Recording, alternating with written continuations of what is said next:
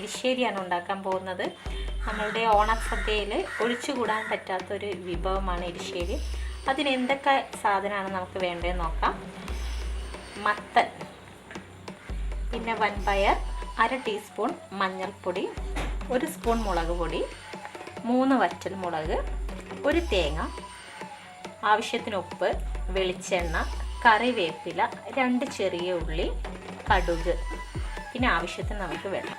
അപ്പോൾ ആദ്യം തന്നെ നമുക്ക് വൻപയർ വേവിക്കാൻ വെക്കണം. വൻപയർ ഞാൻ വെള്ളത്തിലിട്ട് 4 മണിക്കൂർ കുതിർക്കാൻ വെച്ചിട്ടുണ്ടായിരുന്നു. അതാണ് ഇത് വേവിക്കുക. വൻപയർ ഞാൻ കുക്കറിലിട്ടിട്ടുണ്ട്. ഇനി അതിലേക്ക് ഉപ്പിടാം. ഉപ്പിട്ട് കഴിഞ്ഞാൽ 1 സ്പൂൺ മുളക് പൊടി, 1/2 ടീസ്പൂൺ മഞ്ഞൾപ്പൊടി,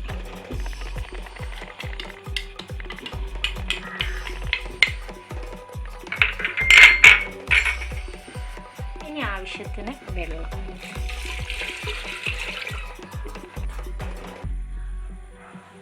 ഇനി ഇത് വേവിച്ചിട്ട് കാണാം. കുതിർക്കാത്ത വൻപയറാണെങ്കിൽ ഒരു 4-5 വിസിലുകൊണ്ട് വെന്ത് വരുന്നാണ് വിചാരിക്കുന്നത്.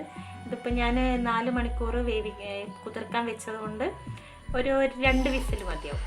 വൻപയർ വെന്തതിന് ശേഷം ഈ മത്തൻ അതിലേക്ക് ചേർക്കാം. മത്തൻ ഈ ഒരു കഷ്ണത്തിലാക്കിയിട്ടാണ് മുറിക്കേണ്ടത്, തോലിയൊക്കെ കളഞ്ഞിട്ട്. പിന്നെ അതിലേക്ക് അരപ്പ് തയ്യാറാക്കണം. അരപ്പിലേക്ക് തേങ്ങ, ഇതിൻ്റെ ഈ ഒരു തേങ്ങയാണ് ഞാൻ എടുത്തിരിക്കുന്നത്, അതിൻ്റെ ഹാഫ് മതിയാവും. അതിൽ ജീരകവും കൂട്ടി അരയ്ക്കണം. കൂടെ ചെറിയുള്ളിയും ആവശ്യത്തിനുള്ള വെള്ളവും ഒഴിച്ച് നമുക്ക് അരപ്പ് തയ്യാറാക്കാം. ഈ രീതിയിലാണ് തേങ്ങ അരയ്ക്കേണ്ടത്. നല്ലവണ്ണം അരയ്ക്കേണ്ട, കുറച്ചൊന്ന് ചതയ്ക്കാൻ മതി. നമ്മൾ അരപ്പ് തയ്യാറാക്കുമ്പോഴേ ഒരു തേങ്ങയായിരുന്നു ഞാൻ പറഞ്ഞിരുന്നത്, അതിൻ്റെ അരമുറി തേങ്ങ വറക്കാൻ വേണ്ടി വെക്കണം.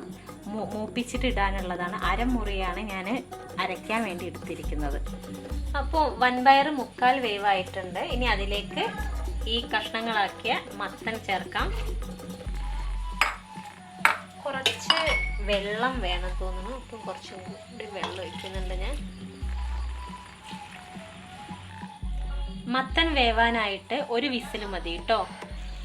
അപ്പം മത്തൻ വെന്തിട്ടുണ്ട്. മത്തനും വൻപയറൊക്കെ നല്ലോണം വെന്ത് വന്നു. ഇനി ഇതിലേക്ക് അരപ്പിടാം.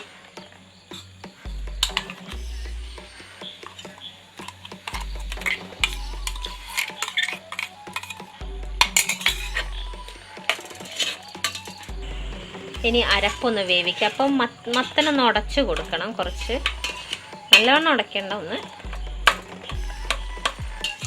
നല്ലവണ്ണം ഒന്ന് തിളപ്പിക്കാം. ഇത് തിളച്ച് വന്നിട്ടുണ്ട്. ഇനി തേങ്ങ മൂപ്പിച്ചിട്ട് ഇതിലേക്ക് ചേർക്കണം. അപ്പം വറവ് തയ്യാറാക്കാം. അതിലേക്ക് വെളിച്ചെണ്ണ ചൂടായി വന്നിട്ടുണ്ട്. കടുക് ഇടാം. അതിലേക്ക് വറ്റൽമുളക് മുറിച്ചിടാം കേട്ടോ. നമുക്ക്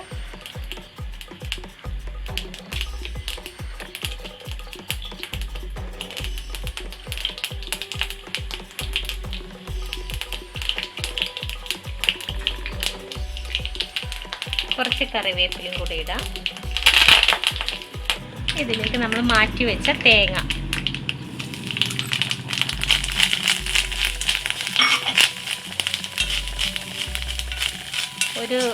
കുറച്ചൊരു ബ്രൗൺ കളർ ആവുന്നവരെ ഇളക്കി കൊടുക്കും.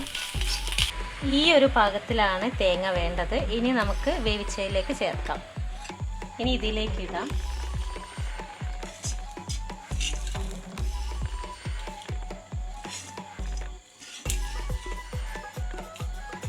ഇനി നമുക്കിത് മിക്സ് ചെയ്ത് കൊടുക്കാം.